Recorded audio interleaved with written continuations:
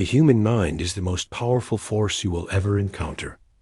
It is capable of building empires or tearing them down. It can lift a man out of poverty or keep him enslaved to misery for an entire lifetime. The direction of your future is not written in the stars, nor is it dictated by fate. It is shaped by the thoughts you allow to dominate your mind. Napoleon Hill, in his timeless classic Think and Grow Rich, said, "Whatever the mind of man can conceive and believe, it can achieve." This is not just a motivational slogan. It is a law of life.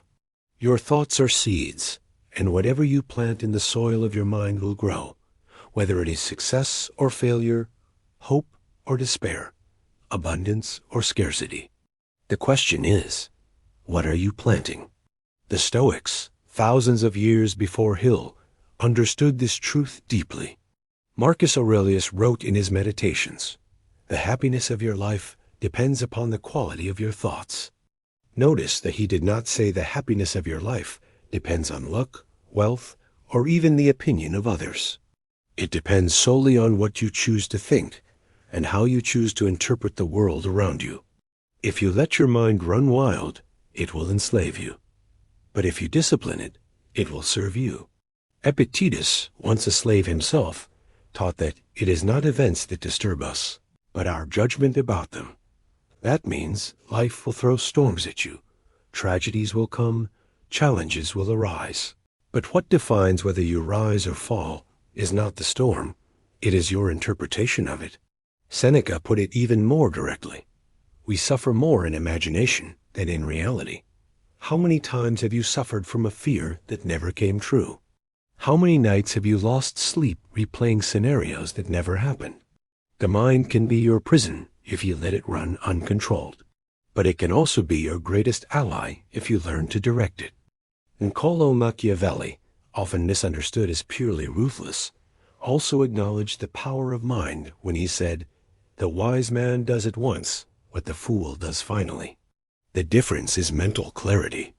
The one who sees reality clearly and controls his emotions takes decisive action, while the one enslaved by fear, doubt, or hesitation misses his chance. So what is the power of the mind? It is the power to create or destroy your future. Every thought is a brick. Day by day, you are either building a palace or a prison.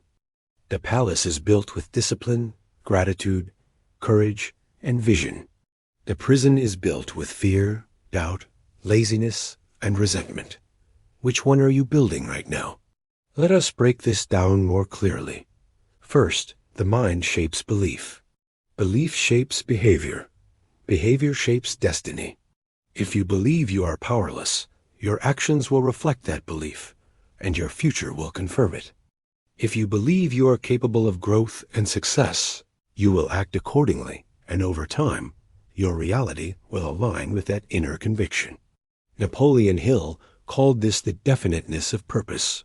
You must know clearly what you want, believe it is possible, and then focus your mind so powerfully on it that it begins to shape your daily actions. Second, the mind is the battlefield of discipline. Marcus Aurelius reminded himself every morning, you will meet people who are meddling, ungrateful, arrogant, deceitful, envious, and unsocial. But none of them can harm you if you do not let them. That is the discipline of perception. You cannot control others, but you can control your mind. You can decide how you react, how you think, and how you move forward. Third, the mind is the origin of resilience. Seneca advised, "It is not that we have a short time to live, but that we waste a lot of it." Wasting life begins in the mind, with distraction, with the belief that tomorrow is guaranteed. But the mind trained in resilience seizes each day, each moment, and transforms adversity into fuel. Fourth, the mind can enslave you through desire or liberate you through self-mastery. Epictetus said, "No man is free who is not master of himself." If your mind is controlled by appetites, by impulses, by every fleeting emotion, then you are not free. Freedom begins with mastery of thought. When you can tell yourself no to destructive impulses and yes to the long-term vision, then you begin to shape destiny consciously. Now, let us apply this to the modern world. We live in an age of distraction. Social media, news, entertainment, they fight for your attention. And where attention goes, energy flows. If you are not intentional, your mind will be filled with noise instead of vision. The average person spends hours consuming content that does not build them, that does not grow them, that does not lead them closer to their dreams. Then they wonder why they feel empty. It is not a mystery. It is mental diet. If you feed your mind junk, your future will be junk. If you feed your mind wisdom, discipline, and clarity, your future will reflect that. Napoleon Hill warned that both poverty and riches are the offspring of thought. Poverty of thought leads to poverty of life. Richness of thought leads to richness of life. This does not only mean financial wealth, it means wealth of relationships, of health, of peace, of purpose. But it always begins in the mind. How then do we harness this power? Let me give you a path, drawn from the wisdom of the great thinkers. Guard your thoughts. Become conscious of what you allow into your mind. Every book, every conversation, every video, every environment is shaping your thoughts. Are they shaping you into strength or weakness? Discipline your inner voice. Marcus Aurelius spoke to himself every day through journaling. He trained his mind like a warrior trains his body. Do the same. Catch yourself when your inner voice speaks defeat and redirect it toward truth. Visualize your future. Napoleon Hill emphasized imagination as the workshop of the mind. Do not just see your goals clearly. Believe in them and act as if they are inevitable. Detach from what you cannot control. Epictetus taught that peace begins when we separate what is within our control from what is not. Train your mind to focus on what you can do today instead of wasting energy on what you cannot. Turn adversity into strength.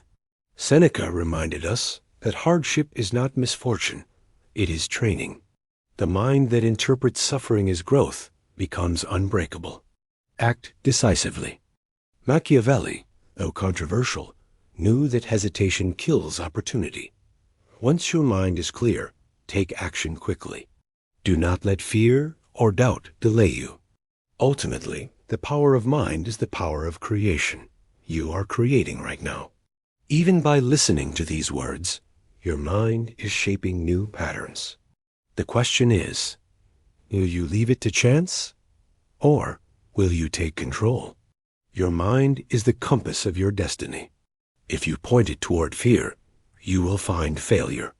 If you point it toward courage, you will find victory. If you point it toward doubt, you will hesitate. If you point it toward faith, you will persevere. So ask yourself, what kind of future do you want? Then ask again, does my thinking align with that future? If not, it is time to change.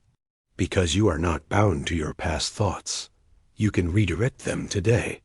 You can train your mind like a sword, sharpened daily until it cuts through obstacles.